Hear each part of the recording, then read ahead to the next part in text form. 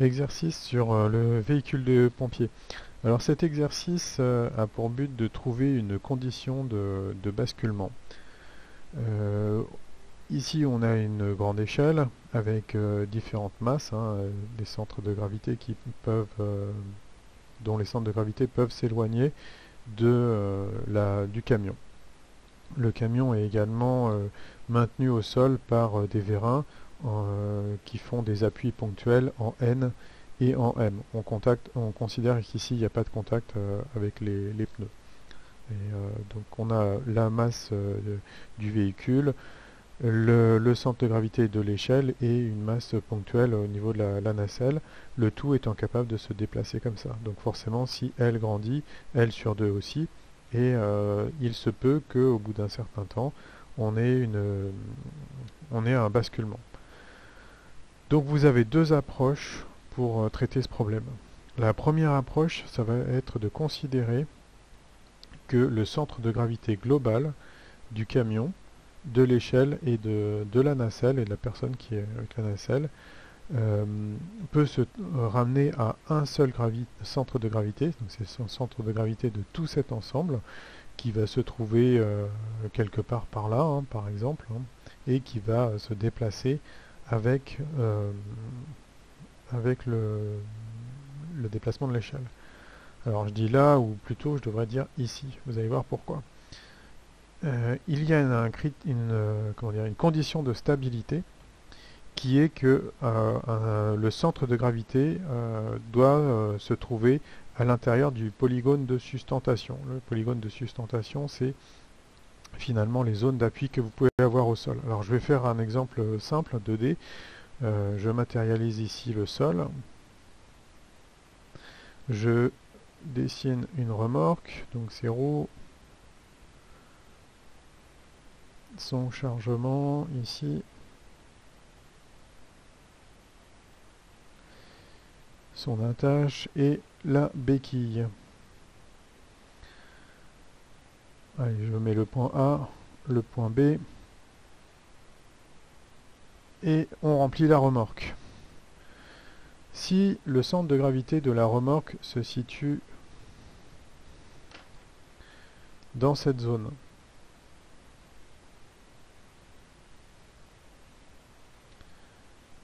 je suis dans le centre, dans la zone du polygone de sustentation, puisqu'en fait je vais avoir trois appuis, hein.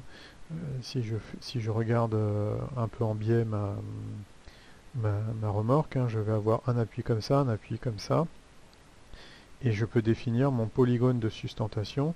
Donc ici j'aurai les roues de ma remorque, hein, ma remorque qui serait comme ceci, hop.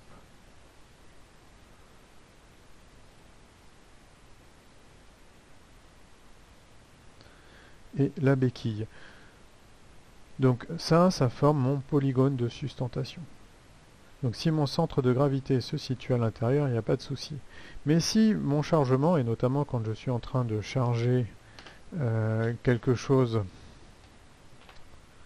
par ici, donc je mets de la masse ici, eh bien mon centre de gravité il a tendance à reculer de cette position-là pour se ramener par là.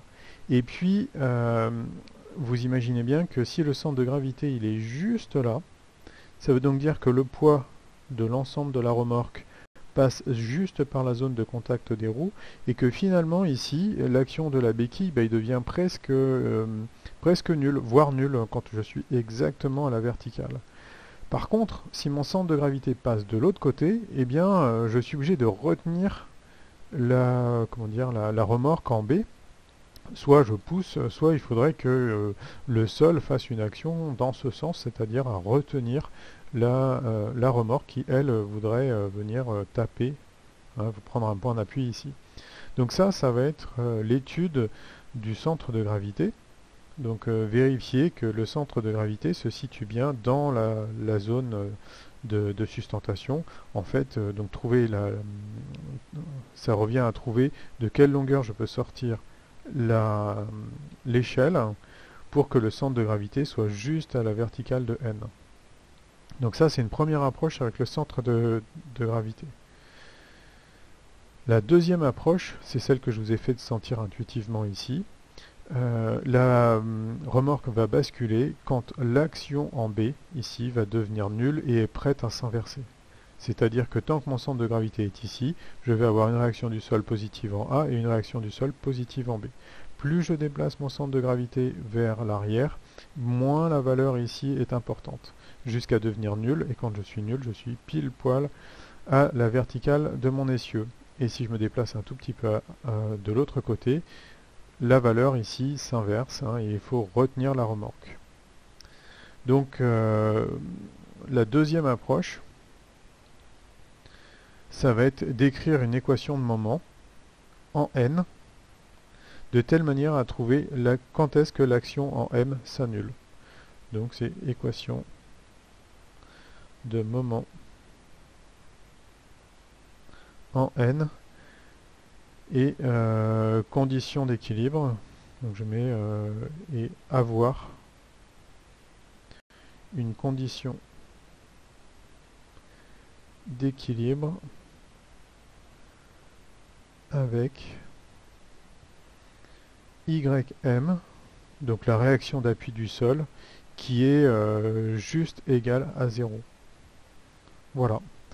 Le résultat, je vous le donne, normalement il n'y a pas de difficulté particulière et vous devez trouver que la longueur max, ici de sortie, Lmax, c'est égal à 2b multiplié par mp plus me plus mv divisé par 2mp plus me. Donc voilà le résultat que vous devez trouver. Je vous ai expliqué la méthode. Je pense que je vous donnerai juste le corriger par écrit sur Discord. Et si vous avez des soucis, n'hésitez pas à m'écrire. Voilà pour cet exercice qui normalement maintenant ne devrait plus vous poser de problème. Bon courage à tous.